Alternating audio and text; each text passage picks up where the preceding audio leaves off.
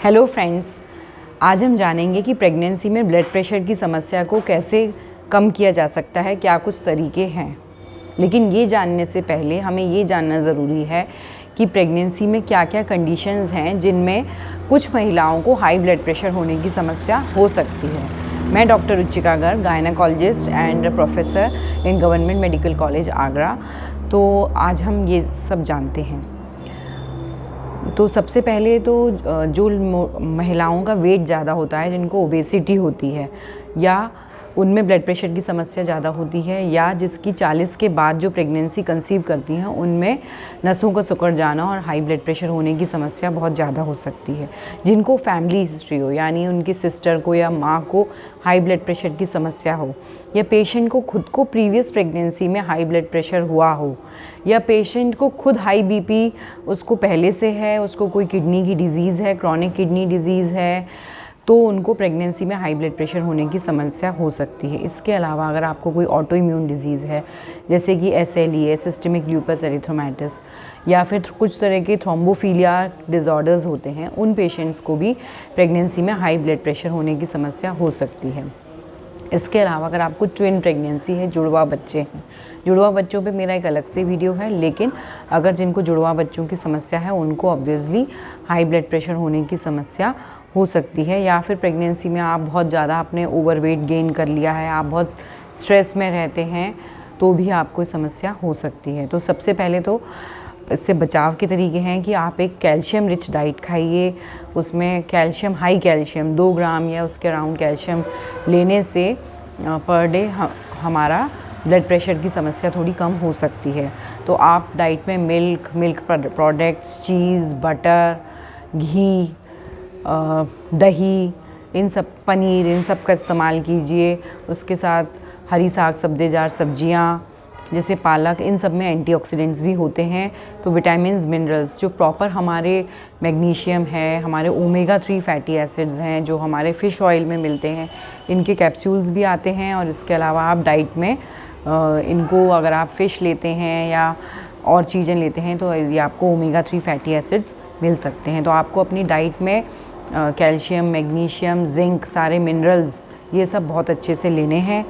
इसके अलावा डॉक्टर आपको जो है एस्प्रिन भी प्रिस्क्राइब कर सकते हैं, या कुछ लोग थ्रोम्बोफिलियाज या जिनको एंटीफॉस्फोलिपिड एंटीबॉडी सिंड्रोम वगैरह होता है, उनको डॉक्टर कुछ लो मॉलिक्यूलर वेट हेपेरिन के इंजेक्शन भी प्रिस्क्राइब करते हैं, जिससे उनका हाई ब्लड प्रेशर न बढ़ पाए।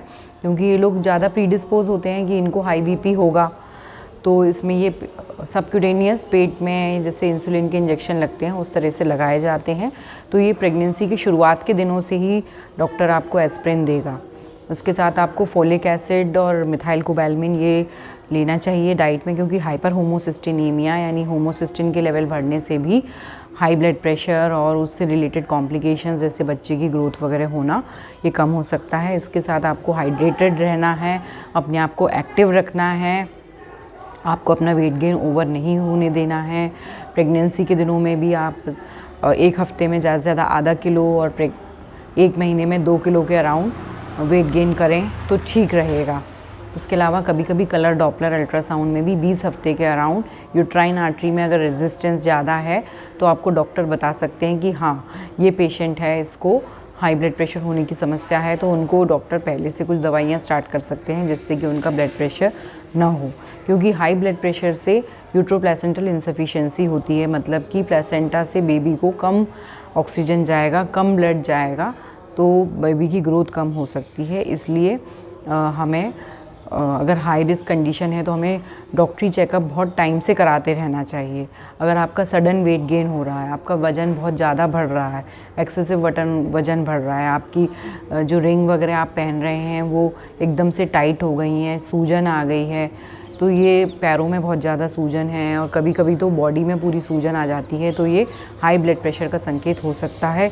इसलिए जैसे जैसे आपको डॉक्टर बुलाएं वैसे वैसे आप ब्लड प्रेशर चेक कराएं। अगर नहीं जा सकते हैं तो घर में भी आप ब्लड प्रेशर चेक करते रहिए, लेकिन रेगुलर ब्लड प्रेशर मॉनिटरिंग बहुत ज़रूरी है। अधिकतर आखिर के दिनों में ब्लड प्रेशर बहुत ज़्यादा बढ़ सकता है, कई बार शुरुआत की प्रेगनेंसी में नहीं बढ़ता है। इसलिए पेशेंट सोचता है कई बार कि भाई मेरा तो 6 महीने ठीक से निकल गए, 7 महीने ठीक से निकल गए, अभी तो मुझे कोई प्रॉब्लम नहीं है, मुझे वैसे भी कोई प्रॉब्लम नहीं है, ना मेरा बीपी भी सही चल रहा है, तो अब मैं जब दर्द आएंगे तभी जाऊंगी। तो ऐसा बिल्कुल ना करें, क्योंकि आखिर के दिनों में अगर ब्लड प्रेशर बढ़ेगा तो आपको बहुत प्रॉब्लम हो सकती है। इसलिए टाइम टू टाइम अपना ब्लड प्रेशर चेक करते रहें, वॉकिंग और थोड़ा टहलना, अपने आप को एक्टिव रखें, काम करते रहें। तो मेरे प्रेगनेंसी रिलेटेड बहुत सारे वीडियोज़ हैं, आपके कमेंट्स को मैं जवाब देने की कोशिश करूँगी। अपने फ्रेंड्स के साथ शेयर कीजिए, लाइक कीजिए, सब्सक्राइब कीजिए इस चैनल को। पिछले 4-5 ईयर्स से मैं वीडियोस डाल रही हूँ, तो बहुत सारे videos all gynaecological related problems आपकी इसमें मेरे चैनल से सॉल्व हो सकती हैं। Bye bye, take care.